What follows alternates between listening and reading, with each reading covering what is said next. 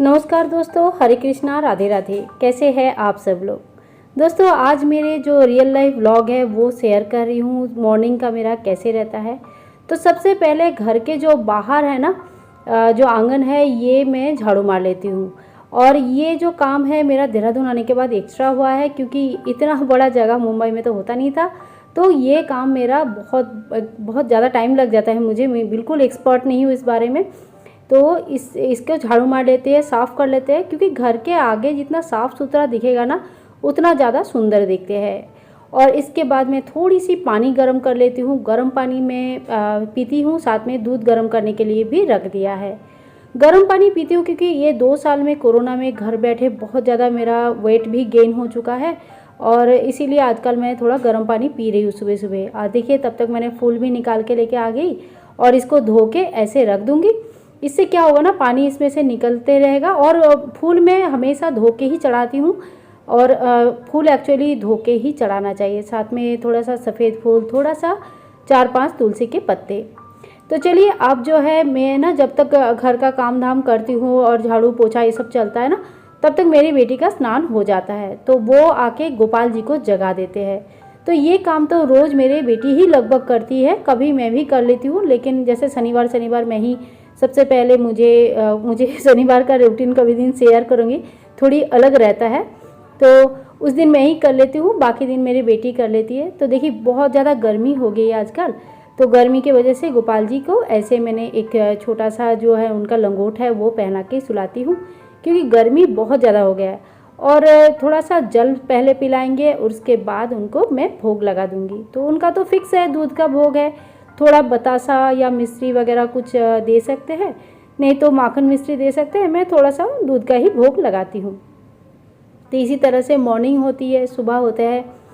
इसके बाद क्या करेंगे हम लोग ना, जब तक मतलब मेरी बेटी बस इतना काम कर देती है तो इतना भी मेरे लिए बहुत हो जाता है, क्योंकि सवेरे नहाया धोया नहीं होता है। और उस समय ठाकुर जी सोए रहेंगे तो वो भी मुझे बिल्कुल पसंद नहीं आता है। तो कौन सा करे कौन सा ना करे, ऐसे टाइप का हो जाता है सिचुएशन। कुछ मेरे ख्याल से सभी लोगों को ऐसी प्रॉब्लम्स आते होंगे। तो ठाकुर जी की असीम कृपा है, मेरे बेटी जो है मुझे बहुत हेल्प कर देते हैं। तो चलिए चलो, तब तक मैं नहा धो के आ गई अभी। और सबसे पहले तो मैं यहाँ पे पोछा लगाऊंगी। और ठाकुर जी की जहाँ पे पूजा होती है ना, वहाँ पे आपको सुबह शाम एक बार पोछा, कम से कम पूजा से पहले पोछा तो ज़रूर लगा लेना चाहिए। और वीडियो को मैं ना बहुत फास्ट फॉरवर्ड कर दिए हैं, ताकि नहीं तो ये वीडियो पता है बहुत ज़्यादा लंबा हो रहा था। अब जितने भी फूल है, सूखा फूल है, पहले के फूल है, ये सारे फूल मैं उठा के ले लूँगी। और ये सारे फूल ना आपको सभी लोगों को मैंने पहले भी मेरे एक ब्लॉग मैंने शेयर किया था, उसमें दिखाया था कि ये जो सारे फूल है वो मैं क्या करती हूँ। अच्छा, ये जो चावल है लक्ष्मी जी के सामने चढ़ाते हैं, इसका भी मैं बता देती हूँ क्या करना है। तो देखिए यहाँ पे फूल ना मैंने यहाँ पे स्टोर करती हूँ। नीचे के फूल बिल्कुल सूख गया है, ये आज ऊपर के फूल रखा है।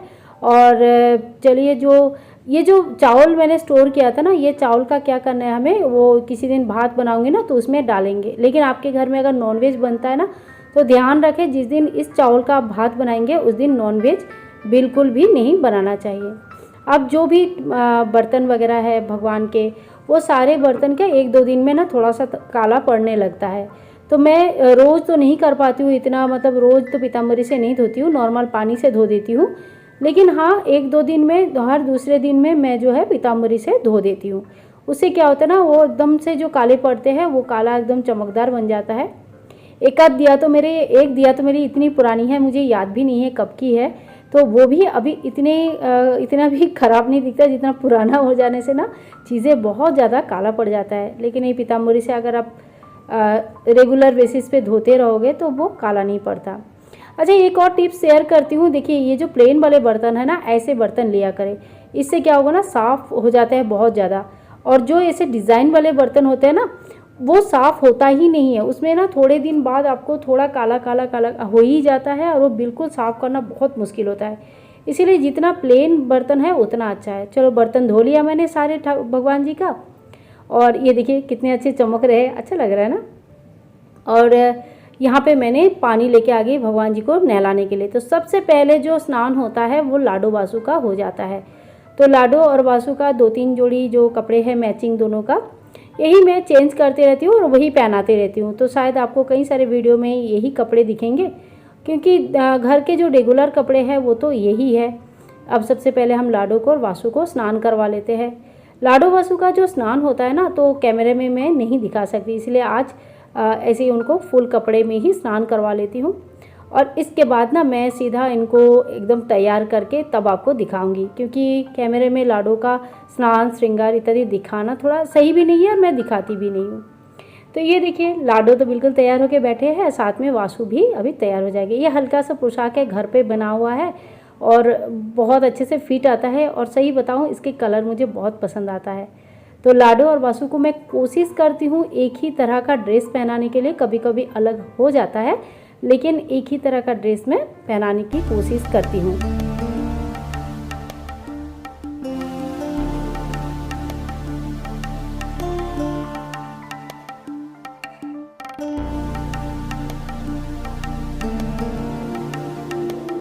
अब इसके बाद लाडो और वासु को मैं अपनी अपनी जगह पे बैठा दूंगी। तो ये देखिए, लाडो और वासु अपने अपने जगह पे बैठ गए। एक्चुअली पूजा करते वक्त रिकॉर्डिंग करना थोड़ा मुश्किल हो जाता है, और क्या पूजा करूँ या रिकॉर्डिंग करूँ, कौन सा रिकॉर्डिंग हो रहा है नहीं हो रहा है वो समझ में ही नहीं आता है, तो थोड़ा दिक्कत तो होती ही है। तो चलो, लेकिन ये बहुत ज़्यादा रिक्वेस्टेड वीडियो थी। कई लोगों ने मुझे इंस्टा पर भी लिखे हैं कि दीदी आपका सही जो रियल लाइफ सुबह का कैसे पूजा करते हैं, सुबह का दिनचर्या कैसे रहते हैं वो बताइए। तो इसीलिए बड़ी मुश्किल से रिकॉर्ड कर रही हूँ, सही बता रही हूँ। तो देखिए, सबका स्नान होने के बाद एक ही थाली में मैं यहाँ पे शिव परिवार और साथ में शालिग्राम जी, हमारा छोटा सा नन्हा मुन्ना बालक, सभी का एक ही साथ स्नान हम करवा देते हैं। और ये जो पानी है ना स्नान का, ये पानी आपको किसी भी पौधे में डालना है। अगर आपने जैसे मैंने शिव जी को भी स्नान करवाया है, तो इसमें जो है ना, ये तुलसी में नहीं जाएगी। तो ये पानी किसी भी पौधे में डाल सकते हैं, कांटेदार पौधे में नहीं डाले। तो अब देखिए, ये जो है ना श्री यंत्र, ये भी बहुत लोगों ने मुझे पूछा था कि श्री यंत्र कहाँ से लिए, क्यों रखा जाता है। ये है भगवान शिव जी, ये सारे स्फटिक के बने हुए हैं। ये है माँ पार्वती। मैं ना फास्ट फॉरवर्ड करके आपको दिखा रही हूँ क्योंकि ये बहुत लंबी हो जा रही है वीडियो। और ये गणपति भगवान जी है, और ये जो है नंदी बाबा। तो इनके बारे में कई सारे, ये तो प्यारे से है लड्डू गोपाल, कई सारे लोगों ने पूछते हैं, तो इसीलिए मैंने इस वीडियो में अभी दिखा दिया आपको। किसी दिन डिटेल्स में मैं अपना जो हमारे श्री यंत्र है इसके बारे में डिटेल्स में बताऊंगी, और कैसे रखा जाता है, किस तरह से इनकी पूजा होती है, स्थापना कैसे करनी है, तो ये सारी चीज़ें बताऊंगी। तो ये हमारी शिव परिवार है, शिव परिवार को भी अभी हम रख देते हैं। भगवान विष्णु जी की, नारायण जी, सभी लोगों को अभी रख देंगे। देखिए, जैसा मैंने कहा था ना कि मैंने एक एक दिन चयन कर लिया है एक एक भगवान के लिए, तो उसी हिसाब से मैं उनका स्पेशल स्नान श्रृंगार कर लेती हूँ। ये एक जनरल जो रूटीन होता है मेरा पूजा का, वही मैं शेयर कर रही हूँ आप सभी के लोगों के साथ। बाकी जो स्पेशल किसी एक दिन का स्पेशल रहेगा तो वो मैं अलग से कर लेती हूँ। अब जो है, ये लड्डू गोपाल जी को भी पहुँच के हम यहाँ पे उनके जगह पे बैठा देंगे, और उनको भी अच्छे से एक वस्त्र वगैरह पहना देंगे। आज हमारे गोपाल जी को जो है येलो कपड़े पहनना है, पीला वस्त्र। अगर आप ये बनियान पहनाते हैं और नीचे चड्डी पहनाते हैं तो ये सारे पहना सकते हैं, और नहीं भी पहनाते हैं तो ये आपके ऊपर डिपेंड करता है आप किस तरह से सेवा करना चाहते हैं। मैं नॉर्मली इनको इनर्स वगैरह पहनाती हूँ, और आज जो है येलो कपड़ा पहना है ठाकुर जी ने, और देखने में भी बहुत ही क्यूट और बहुत ही प्यारे से दिख रहे हैं। देखिए, हल्के हाथों से इनको ना, हमेशा हल्के हाथों से इनका सेवा करनी चाहिए। वीडियो फास्ट फॉरवर्ड है, इसी वजह से शायद आपको लग रहा है बहुत हड़बड़ी है, लेकिन एकदम से काफ़ी मेरा टाइम लग जाता है ये सब चीज़ों में। तो देखिए, गोपाल जी बैठे हैं इस तरह से, गुमाता यहाँ पे बैठे हैं। अब जो है थोड़ा सा जो भगवान जी के लिए जो मैंने टॉवल रखा है, वो टॉवल मैं थोड़ा साफ़ करके फिर से धो लेती हूँ, और सभी भगवान का एक बार पोंछ के साफ़ कर लेती हूँ। क्योंकि क्या होता है ना, यहाँ पे धूल मिट्टी बहुत है। अब डेली सबकी स्नान तो हो नहीं पाती है, सभी का स्नान डेली नहीं कर पाते हैं, क्योंकि बहुत ज़्यादा फिर सारा दिन तो फिर श्रृंगार में लग जाएंगे, सुबह से दोपहर हो जाएगा। तो जो सच है, देखिए जो प्रैक्टिकल है, जो सच है वही मैं आप लोगों से शेयर करती हूँ। कोई दिखावा नहीं करना चाहती हूँ, और ना ही कुछ ऐसा, मेरा भी 24 घंटे में दिन है, तो मैं भी बिल्कुल आप लोगों से दिखावा करना नहीं चाहती हूँ।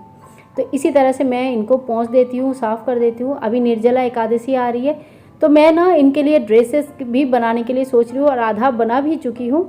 मौका मिले तो ड्रेसेस का भी एक दिन दिखाऊंगी, नहीं तो श्रृंगार करके तो ज़रूर दिखाऊंगी। घर पे ही बना रही हूँ, पता नहीं इतना अच्छा बन रहा है कि नहीं बन रहा है, पर कोशिश तो ज़रूर कर रही हूँ। ठीक है, तो अभी देखिए ये गुड़ैल का जो फूल आता है हिबिस्कस लाल फूल भगवान को चढ़ा देंगे। सभी भगवान को लाल फूल चढ़ती है, अच्छा लगता है उनको। शिव परिवार को मैं सफ़ेद फूलों से सजाती हूँ, जो कि यहाँ पे अवेलेबल हो जाती है मुझे, और मुझे बहुत अच्छा लगता है कि शिव परिवार जब सफ़ेद फूलों से सजती है ना, बहुत ही प्यारे लगते हैं। तो देखिए यहाँ पे थोड़ा थोड़ा करके हम शिव जी को, माँ पार्वती को, गणपति भगवान को, साथ में जो नंदी भगवान है, सभी लोगों को शिव जो सफ़ेद फूलों से सजा देती हूँ। श्री यंत्र का भी आपको एक फूल चढ़ाना चाहिए। फूल में ना बहुत ज़्यादा एनर्जी रहती है। भगवान के पास जो ताज़े फूल चढ़ाया जाता है ना, ये बहुत ज़्यादा मान्यता है इसका। आप कभी भी देखना, जब पूजा करेंगे तो मेरे वहाँ पे जैसे उतना फूल नहीं मिल पाती थी, लेकिन अभी मैं देख रही हूँ ना कि जब मैं ताज़े फूल चढ़ा रही हूँ ना, तो मुझे एक अलग से खुशी महसूस होती है, मुझे बहुत अच्छा लगता है। तुलसी के पत्ते तो सभी को एक एक चढ़ना चाहिए, जो जैसे कृष्ण भगवान को, लड्डू गोपाल जी को, नारायण को, शालिग्राम शिला, जो भी आपके पास जो भगवान श्री विष्णु के जो भी स्वरूप है, सभी को तुलसी के पत्ते जरूर चढ़ाए। तो देखिए इसी तरह से एक हाथ में रिकॉर्डिंग और एक हाथ में पूजा बिल्कुल नहीं हो पाती है। इसी चक्कर में जो है पूजा भी गड़बड़ हो जाता है, लेकिन ठीक है, एक बार रिक्वेस्ट के लिए कर सकते हैं, क्योंकि थोड़ा एक पूजा दिखाना इजी रहता है, जबकि पूरे मंदिर का जब पूजा होता है ना, तो वो दिखाना इतना इजी नहीं रहता है। तो अब जो है ठाकुर जी को हम जल रख देंगे यहाँ पे। दोपहर तक हम फिर से इनको कभी जो है वो मटके में भी रख देते हैं, कभी ऐसे पीतल के बर्तन में भी रख देते हैं, और एक लोटा पानी भगवान के यहाँ ऊपर यहाँ पे रखा रहता है। तो एक लोटा पानी आपको मंदिर में ज़रूरी रखना चाहिए, एकदम से मतलब बहुत ही ज़रूरी है, ये रखना ही चाहिए।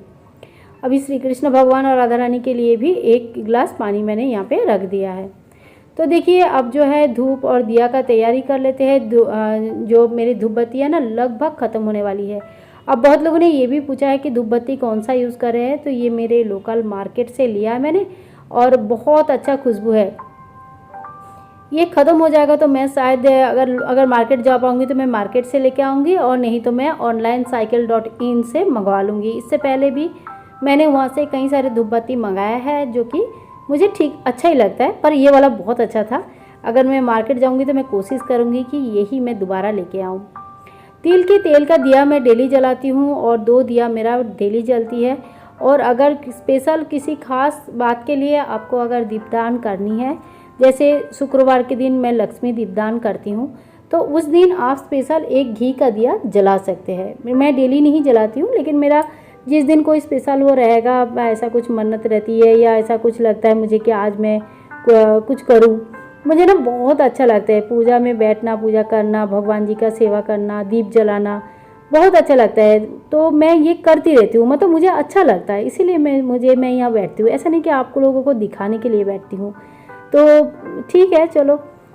तो इसी तरह से देखो दीप धूप भी दिखा दिया, बातों बातों में सब तैयारी भी हो चुकी है। ठाकुर जी को दीप दिखा दिया, धूप दिखा दिया। अब जो है उनको इत्र सेवा देते हैं। तो गर्मी के दिन है चाहे ठंडे के दिन है, आप इत्र सेवा जरूर देंगे। स्नान के बाद एक बार इत्र सेवा देंगे। इससे ना 2 चीज़ होती है, एक तो इत्र सेवा हो जाती है, और दूसरा इतनी अच्छी खुशबू आती है ना, एकदम फ्रेश हो जाते हैं, मतलब सारी थकावट मिट जाती है। सुबह से बहुत सारे देखो ब्रेकफास्ट बनाना है, स्नान करना है, कपड़े वपड़े भी रहते हैं घर में, तो सभी लेडीज़ को पता है कि कितना काम रहता है। वो सारे काम के बाद भी ये जो इतना करना ठाकुर जी के आशीर्वाद ही है, जो इतना समय निकाल पाते हैं और इतना कर पाते हैं। मैं तो इसको ठाकुर जी के आशीर्वाद ही मानती हूँ।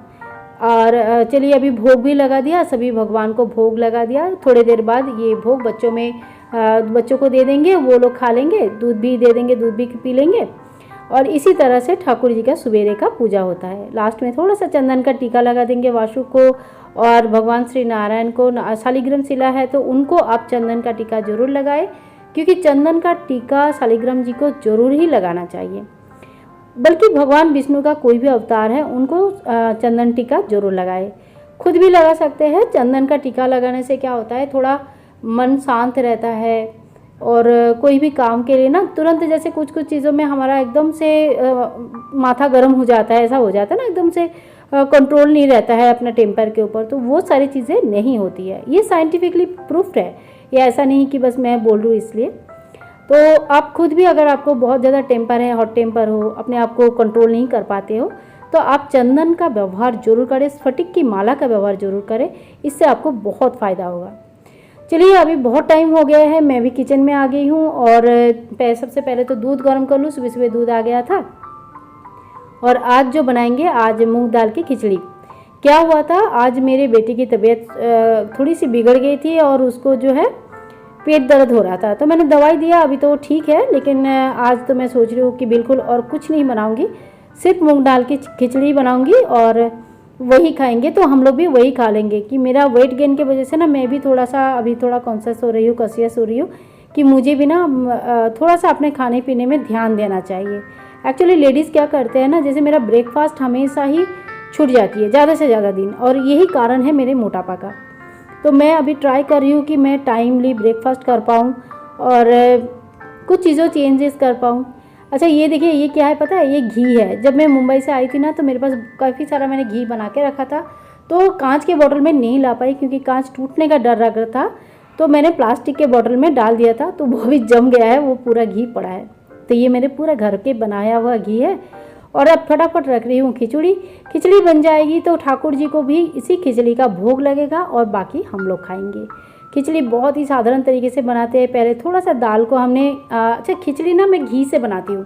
पहले देखा ना, जो डाला ना मैंने घी डाला, उसके बाद थोड़ा सा धुआर डाला, उसको धुआरी बोलते हैं अपने इधर, और आप लोग क्या बोलते हैं मुझे नहीं पता, लेकिन इसको हमारे यहाँ पे धुआर बोला जाता है। थोड़ा सा जीरा डाला, एक तेज पत्ता डाला, चावल और दाल को अच्छे से भूज लिया पहले, और उसके बाद उसमें पानी डालेंगे और उबाल लेंगे।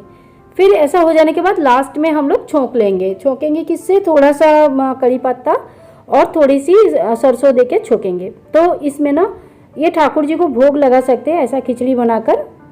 तो देखिए अभी मेरा खिचड़ी बन गई है। थोड़ा सा मैंने छोका लगाऊंगी इसमें, जैसा कि कहा है उसी तरह से छोका लगा देंगे। और मेरी तब तक के दूध भी उबल चुका है। आज ज़्यादा कुछ नहीं बनाऊंगी, काम बहुत ज़्यादा था। इसके अलावा मुझे अभी कपड़े बनानी है ठाकुर जी के लिए, तो दोपहर का वो भी काम है।